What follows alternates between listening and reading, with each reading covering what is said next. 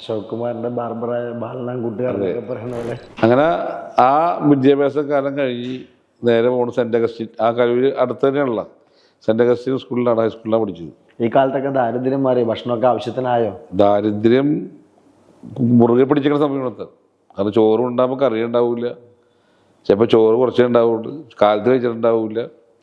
അങ്ങനെ ഹൈസ്കൂളിൽ പഠിക്കുമ്പോൾ എനിക്ക് ഒരു സുഹൃത്ത് ജബ്ബാർ എന്ന് പറഞ്ഞ കറുകപ്പള്ളിയിലെ ദശാമാനി, അവർ ബാപ്പ പച്ചക്കറി ഹോൾസെയിൽ നടത്തുന്ന അന്ന് നല്ല ഇന്നത്തെ എൻ്റെ ലെവലിൽ അന്ന് അവർ 10 തമിഴ് ലോറിയൊക്കെയുള്ള സമയം. പക്ഷെ അവനെന്തോ ഒരു കൂടപ്പുറപ്പായിട്ട് അവൻ ഭക്ഷണം മേടിച്ച് തരും എനിക്ക്. അന്ന് എൻ്റെ ഇപ്പോൾ ഓർമ്മ പൊറോട്ടയും പോട്ടെ ഡി പ്രകാശ് ഹോട്ടൽ ഡിസിയിലുള്ള. പിന്നെ അവൻ കിട്ടുന്ന വാച്ച് എനിക്ക് കൊണ്ട് തരും, അവൻ തയ്പ്പിച്ച ഡ്രസ്സ്, ഷൂസ്, ഇതൊന്നും ഒരു മടിയില്ലാത്തൊരു കൂട്ടുകാരനാണ് ജബ്ബാർ. അശോക് കുമാറിന്റെ ബാർബറായ ബാലനാൻകുട്ടികാരനൊക്കെ പറയുന്ന പോലെ. അപ്പോൾ ആ ജബ്ബാർ ഇന്ന് അന്നത്തെ എൻ്റെ അവസ്ഥയിൽ നിന്ന് അവനായി, അന്നത്തെ അവൻ്റെ അവസ്ഥയിൽ നിന്ന് എനിക്കായി. അപ്പോൾ ഞാൻ എൻ്റെ ഒരു പോളിസിയാണ്, ഞാൻ പറയും വന്ന വഴി മറക്കരുത് എന്നുള്ള തത്വം എൻ്റെ ഉള്ളിൽ കിടപ്പുണ്ട് ഇപ്പോൾ. കാരണം ആരെയും വേദനിപ്പിച്ചവരെ പോലും നമ്മൾ വേദനിപ്പിക്കരുത്.